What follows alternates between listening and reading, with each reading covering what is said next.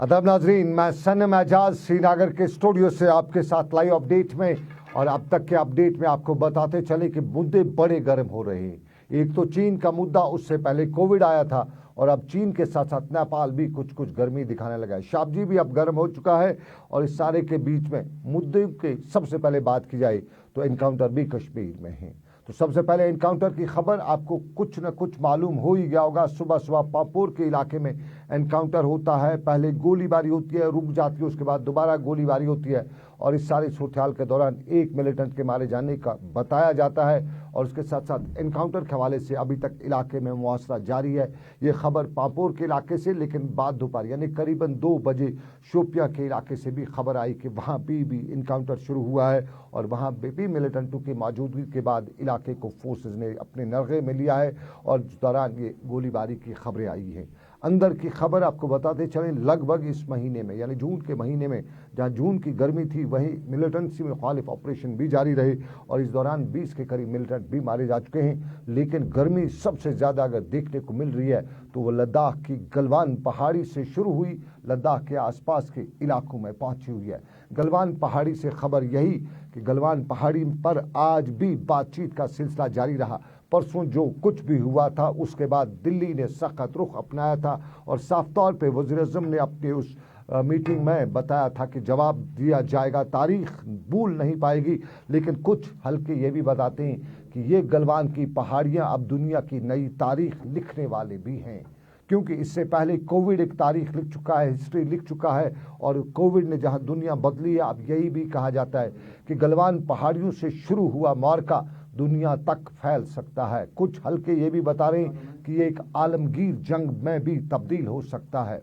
लोगों का कहना है, जो हिस्ट्री जानते हैं और हिस्ट्री के साथ साथ जो दुनिया पे नजर रखते हैं, उनका कहना है कि अगर गलवान की पहाड़ियों पे बातचीत मुकम्मल नहीं होती है, वहाँ की सूरत-ए-हाल में टेम्परेचर ज़्यादा बढ़ता है, तो फिर ये आलमगीर जंग में, वर्ल्ड वार में तब्दील हो सकता है। क्योंकि बात बनते बनते आगे जाएगी तो आगे जाते जाते दुनिया को अपनी लपेट में लेगी। फिर जो कोल्ड वार पहले ज़माने में हुआ करता था, दुनिया 2 हिस्सों में बटी हुई थी, कभी अमेरिका वर्सेस रशिया था और अब चाइना वर्सेस वर्ल्ड हो जाएगा। और इस चाइना वर्सेस वर्ल्ड के बीच में जहां हिंदुस्तान का सपोर्ट अमेरिका को तो मिलना ही मिलना है, इसराइल भी मदद करेगा, इंग्लैंड भी साफ जाहिर है हिंदुस्तान की मदद करेगा, जापान भी करेगा।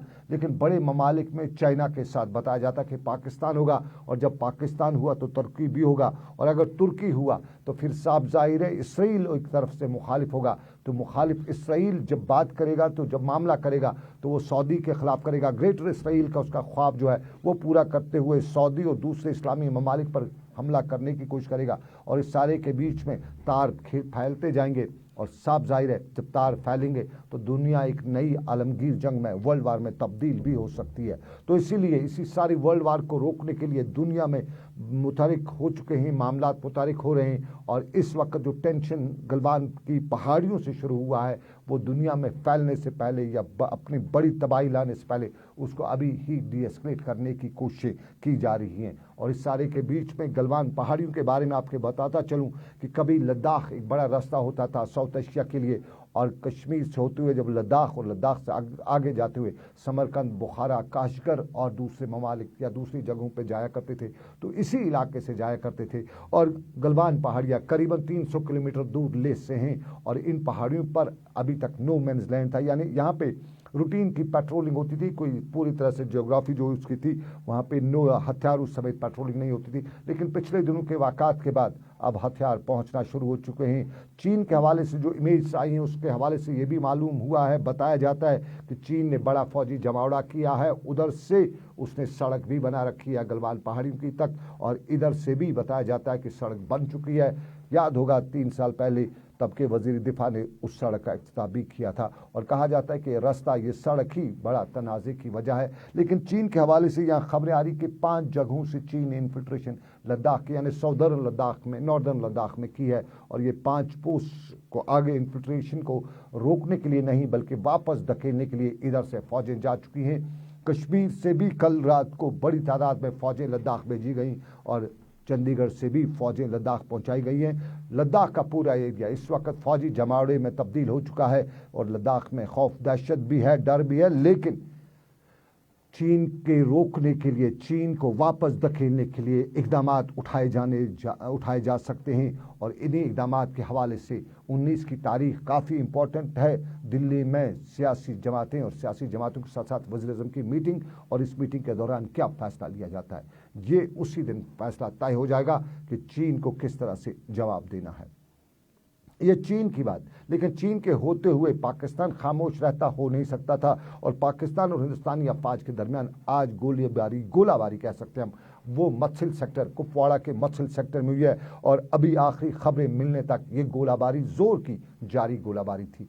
लाइन ऑफ कंट्रोल का मत्सिल का इलाका गर्म है। आपको ये भी याद होगा कि 2019 के पहले दिन जो गोलाबारी शुरू हुई थी वो 2020 के आज की तारीख तक भी हिंदुस्तानी और पाकिस्तानी अफवाज के दरमियान नहीं रुकी है।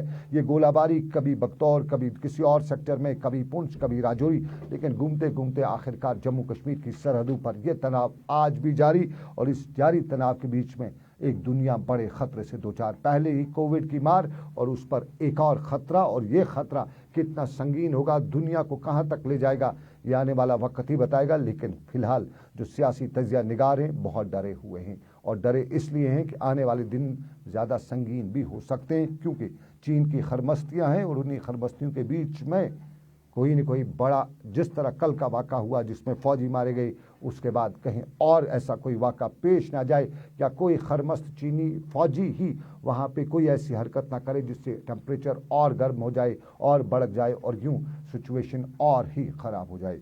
हिंदुस्तान और चीन के ताल्लुकात के बीच में अब उस नहज पे पहुँचे ये ताल्लुकात जहाँ पे कहा जाता है कि बहुत संगीन रुख इख्तियार भी कर सकते हैं। लेकिन इधर के मामलात में कोविड और कोविड के हवाले से आप ज़रूर जानते होंगे आज भी 2 अमवात हुई है। ये 2 अमवात श्रीनगर और साउथ से हुई है, और दोनों अमवात में बुजुर्ग लोग जो हैं वो इसका निशाना बने हैं। और कोविड के बारे में पहले ही माहिरीन बता रहे थे कि जो हमारे सीनियर सिटीजन होंगे, बुजुर्ग होंगे, उनके लिए बड़ा ख़तरा है, वालिदैन के लिए बड़ा ख़तरा है।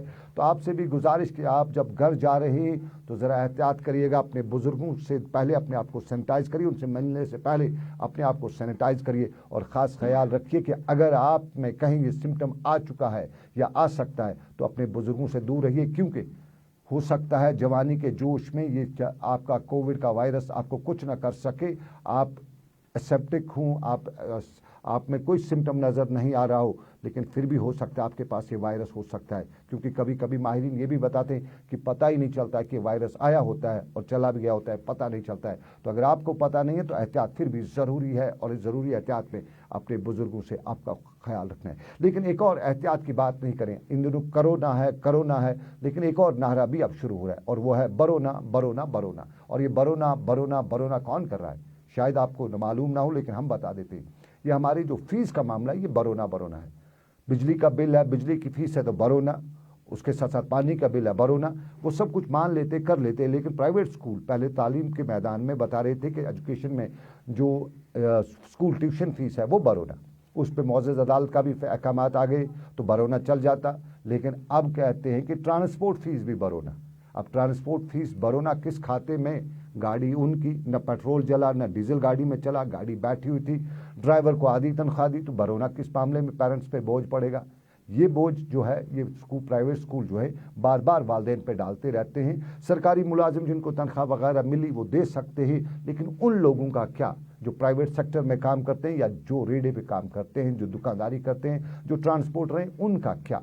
क्योंकि 5 अगस्त के बाद आज तक लगभग किसी का काम नहीं हो सका है, और ख़ास तौर पे जो प्राइवेट सेक्टर है उसकी तो हड्डी पसली एक हुई है सारी सिचुएशन के दौरान। तो फिर ये बरोना कैसे हो सकता है। और सरकार ये भी इन स्कूल मालिकान से पूछ ले कि असातिज़ा को सभी जो आपके यहाँ काम करते हैं उनको तनख्वाह दी है। हमें कई स्कूलों की ये खबर ही हम तक पहुँची, और उनकी हम तहकीकात कर रहे हैं, हम देख रहे हैं कि वहाँ असातिज़ा को तनख्वाह नहीं दी गई है, चाहे उनसे ऑनलाइन काम लिया हो या ना लिया हो, लेकिन तनख्वाह नहीं दी गई है। और जिस किसी उस्ताद ने वहाँ प्राइवेट स्कूलों से तनख्वाह मांगी उसको बताया गया कि उसकी छुट्टी हो सकती है। अब छुट्टी के डर से कौन उनके साथ झगड़ा करेगा, कौन उस्ताद अपनी रोजी रोटी पे लात मारेगा, इसलिए ऐसा नहीं किया जाता है, बाहर नहीं आ रही है। लेकिन अंदर अंदर से हमें खबर मिली है कि बहुत से ऐसे स्कूल हैं जो इन्होंने अपने उस्तादों को, अपने टीचर्स को तनख्वाह नहीं दी, अपने स्टाफ को तनख्वाह नहीं दिया। लेकिन ये खुद तनख्वाह नहीं देंगे मुलाजिम को, खुद टीचर को तनख्वाह नहीं देंगे, खुद वहाँ के स्टाफ मेंबर को तनख्वाह नहीं देंगे, लेकिन वालिद को किसी न किसी तरीके से उसकी हड्डी पसली एक करने की कोशिश करेंगे, कमर तोड़ने की कोशिश करेंगे। पहले बरोना, तो बरोना में पहले बरो जी आपका ट्यूशन फीस, और अब बरोना, और ये हो गया ट्रांसपोर्ट फीस। और उसके बाद आपको बताता चलूँ, आपको एक और बरोना भी है। जी हाँ, आपको एनुअल फीस भी अब बरोना होगा। स्कूल गया बच्चा या ना गया, लेकिन अरोना आपको बरोना होगा, और ये एनुअल फीस बरोना होगा, ज़रूर होगा, क्योंकि प्राइवेट स्कूल हैं और उनको कमाना है। और ये कमाना किस तरह से है, नाजायज़ मुनाफाखोरी पे हम बात करते हैं, लेकिन इन स्कूल मालिकान के हवाले से सरकार बात नहीं करती है। शायद सरकार के कुछ ओहदेदारों के अपने स्कूल भी हैं, इसलिए ये सब कुछ नहीं किया जाता है। तो सरकार तक ये बात पहुंचाने की कि ज़रा गौर करिए किस किस ब्यूरोक्रेट की किस किस प्राइवेट स्कूल में हिस्सेदारी है, वरना क्यों ऐसा होता है कि मनमानियाँ उनकी अरूज पे हैं। और मनमानियाँ आयुष्मान भारत के हवाले से भी, सरकार की एक अच्छी खासी स्कीम है आयुष्मान भारत, लेकिन ज़मीनी सतह पे कहाँ इम्प्लीमेंट होती है। कुछ कार्ड भी लोगों को बनाए, किसी को गोल्ड कार्ड दिया गया, तब मालूम हुआ था शायद इसको बड़ी तादाद में सोना मिलेगा, लेकिन बाद में यही हुआ कि गोल्ड कार्ड सिर्फ गोल्ड कार्ड इसलिए है क्योंकि उससे आपकी सेहत का ख्याल रखती है सरकार, रखती है। आपके इलाज पे जो खर्च आएगा वो सरकार देती, और जिसके पास ये गोल्ड कार्ड होगा। लेकिन इस गोल्ड कार्ड को कहाँ पे इस्तेमाल करें, हमें मालूम हुआ था सोरा में इस्तेमाल किया जाता है, लेकिन श्रीनगर के सोरा में हमें मालूम हुआ कि वहाँ तो वो दफ्तर ही बंद है, क्योंकि वहाँ कोविड आ चुका है और कोविड की वजह से उस दफ्तर को बंद किया है। ये हम नहीं बता रहे हैं, वहाँ की जो नोडल अफसर है डॉक्टर सोजैन, उनसे हमने पूछा कि आपका दफ्तर, जो नोडल अफसर है आयुष्मान, उसका पूछा कि दफ्तर बंद क्यों है, तो कहा कोविड आ गया इस वजह से दफ्तर बंद। तो कोविड के हवाले से कितना और बंद किया जाएगा, या कोविड के डस्टबिन में और कितना डाला जाएगा, ये हम ज़रूर जानना चाहेंगे, ये आवाम भी जानना चाहेगी कि कहीं कोई मर जाए तो कोविड, कहीं कोई चलता हुआ हो तो कोविड। ये कोविड आखिर कितनों को ले डूबेगा, आयुष्मान भारत को भी क्या ले डूबेगा। हमारी रियासत में बहुत कुछ निराला है, हम भी निराले, हमारे मिजाज भी निराले, लेकिन फ़िलहाल निराले मिजाज के साथ ही आपसे अभी इजाज़त चाहूँगा। श्रीनगर के स्टूडियो से मेरे साथ साहिल भी रहे, समीर वानी भी रहे, आबिद कादिर भी रहे। फिलहाल दीजिए इजाज़त, आपसे 6:30 बजे ग्राउंड रिपोर्ट में होगी मुलाकात। लद्दाख की सैर भी आपको कराऊंगा, और उसके साथ साथ मच्छर की गाठियों में भी दिखाऊंगा क्या कुछ हो रहा है 6:30 बजे। फिलहाल दीजिए इजाज़त, अल्लाह हाफिज़।